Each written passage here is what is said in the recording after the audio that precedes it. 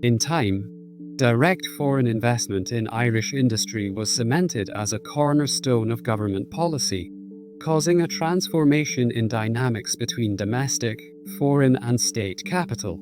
that was to change the country forever. The idealistic vision of Lemass's modern Ireland,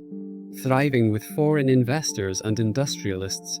who would integrate to the Irish culture, mindset and work ethic, didn't end up going as planned. Initial hopes were it would create linkages with Irish industrial and manufacturing companies, but things didn't quite turn out that way.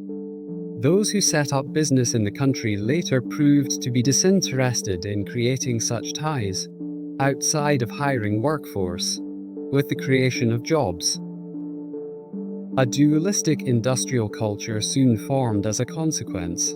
with a more technically advanced foreign sector leaving behind its domestic Irish counterparts as the 1960s, 70s and 80s wore on. Changes were happening in other areas of Irish society as well. The financial sector saw profitable changes due to foreign capital entering the country. Accountant and consultancy firms saw a rise in business due to their services being required for the boom in office and administration building occurring with the passing of the Office Premises Act of 1958 as part of plans to stimulate the economy. The property and construction sector was obviously a big part of this shift, opening up profitable avenues and opportunities for building firms and developers. And although created a jobs boom in building and construction, stimulating industrial trades programs and apprenticeships, was setting the groundwork for a culture that held the risk of becoming toxic in decades to come. Since the economic stimulation of the 1960s and the boom in building that followed, the political parties of the country, namely Fianna Fáil, under their direction in government have shown a complete devotion to outside influence, attracting and serving the needs of global corporations and other forms of foreign direct investment, in turn creating and cultivating groups of patronage networks to protect the interests of both Irish and foreign elites in many sectors of industry, none more so than the land developer and building sectors. A well-documented and historical culture of corruption and cronyism has grown up around the relationship between political power and the construction sector. This has been for a number of reasons, apart from those involved doing so for profit and greed. Favourable zoning and rezoning decisions are crucial for profitability,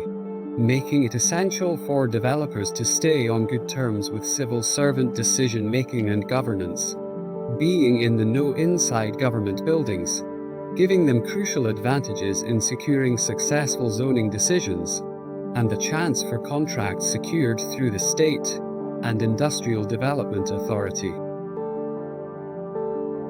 Further tax incentives, and the knowingness that state-sponsored infrastructure projects are done with the blank check of public money, with the benefits flowing to private property holders, fosters a culture of cronyism and corruption, as has evidently been the case in Ireland. From 1965, Fianna Fáil under Jack Lynch and Charles Haughey began to turn their backs on the working and middle classes, to cultivating the wealthy business owner, investor and financier classes of the country,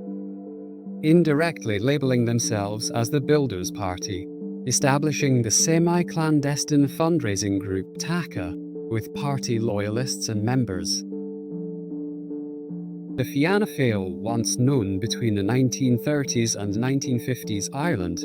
regarded as their protectionist era, under the watchful eye of its founders and best minds, put their nation and people first, with ambitious housing programmes for working-class families across Dublin, and the rest of the country was a social housing miracle yet to be seen again. The complete change in attitude of the party with the changing of the guard in Lynch and Haughey and their cultivation of Ireland's business circles, was a betrayal to the ordinary population. Instead turned to see housing as a commodity and not an attainable right. This privatization philosophy within the party, and as a consequence government, as Fianna Fáil have been among the few parties to hold power continuously, has led to a history of corruption, cronyism and conflict for the nation since the 1960s, much of which will be looked at shortly, most notably the Celtic Tiger era. Housing, as many know, is a continuously contentious issue for Ireland and its people. No thanks to Fianna Fáil and its legacy,